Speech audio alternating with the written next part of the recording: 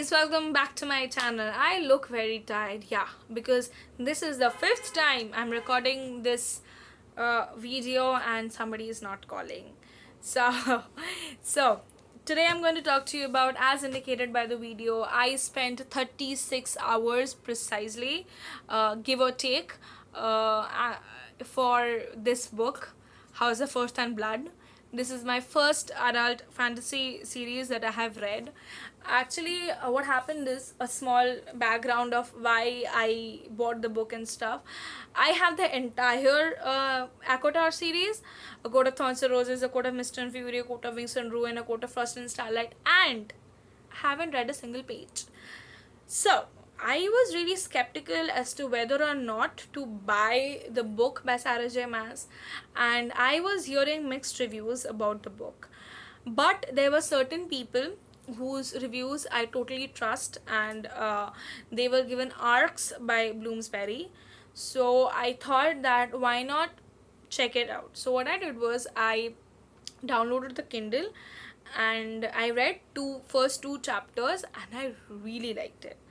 Actually, I downloaded the sample, not the Kindle full version. I think first one chapter I read, and I liked it so much that I pre-ordered it.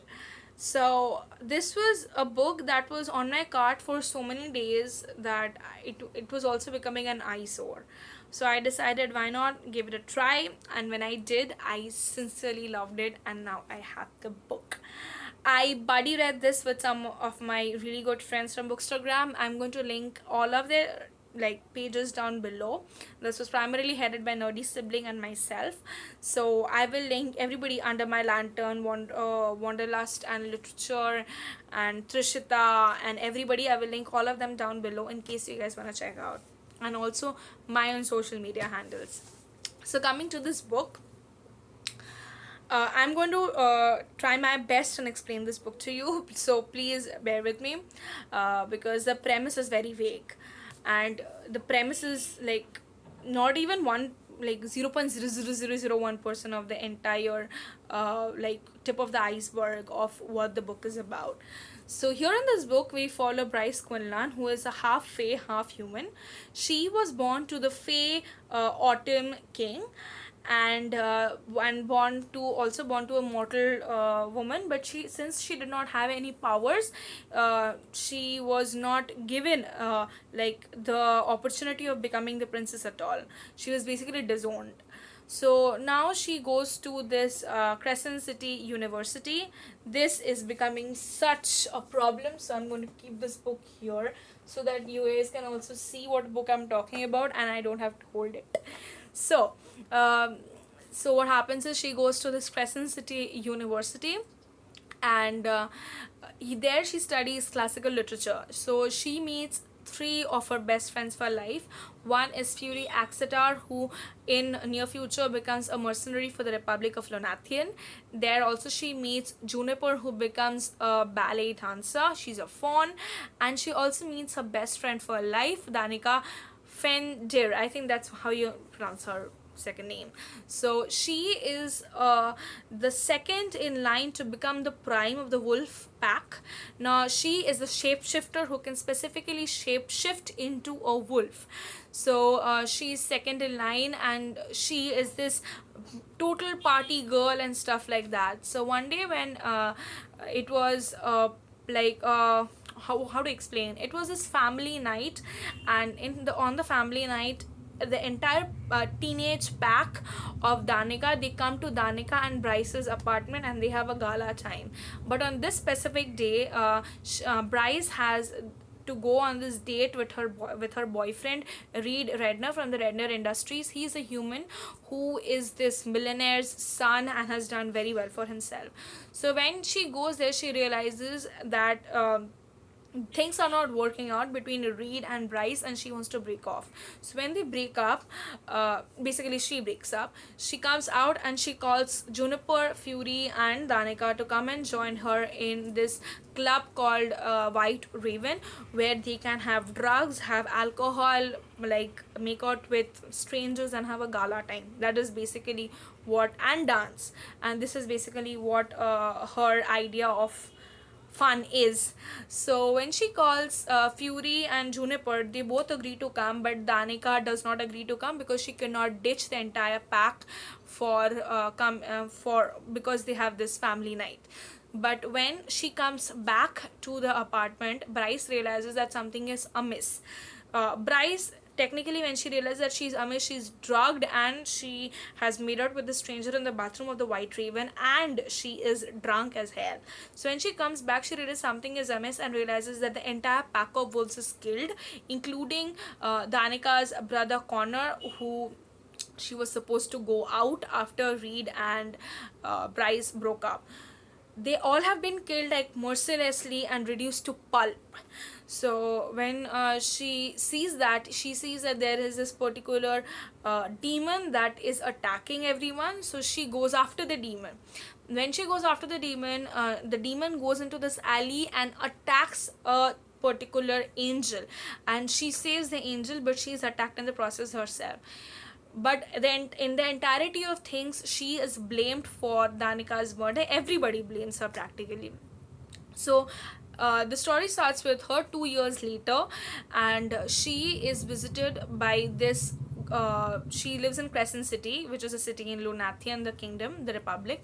So she is visited by the governor, who is an archangel called Micah, and Micah asks her help for investigating whoever is behind these killings, because a string of murders has again started after 2 years, and she's supposed to help because each of the murdered people, or the people who were murdered, were either in contact with her like just before the murder happened, or are related to her, or something or have met her or something like that. So she is supposed to aid in the investigation, but since she's such an important commodity to the and important aspect to the investigation, she's supposed to be guarded at all times.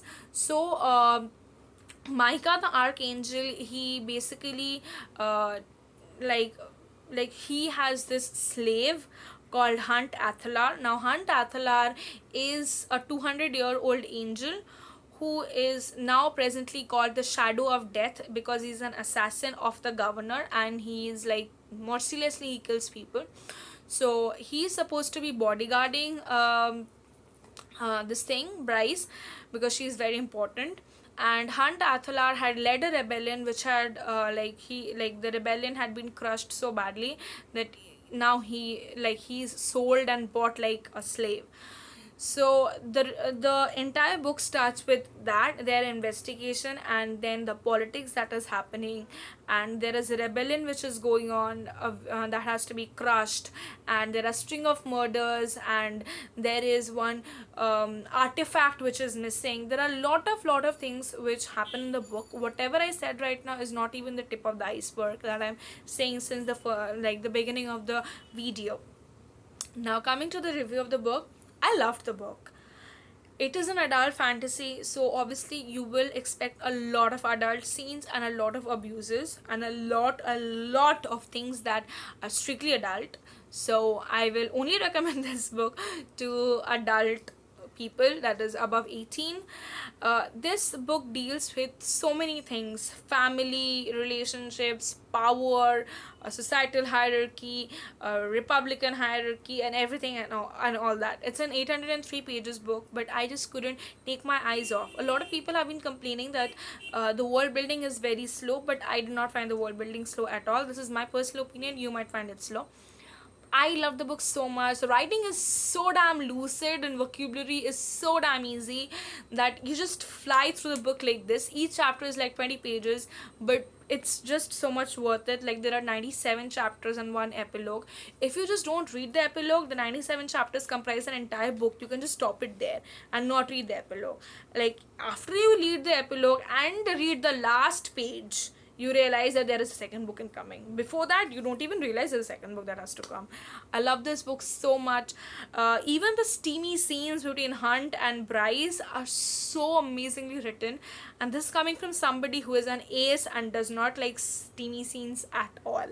So it was so wonderfully written, so beautiful. The concept is beautiful. Each and every character has this beautiful backstory that you can like point out to, like, yeah, this is happening, this is happening. There are subsidiary characters like Lehaba, who is this fire sprite, who is so adorable, and Bryce's relationship with her half brother, who is basically the chosen one, who has the power, unlike Bryce, called Rune, and Hunt Athalar, of course, and everybody, the like the archangel community of Micah, Sandriel, and everybody is so amazing. Also, the adoptive father of Bryce, Randall, and Bryce's mother.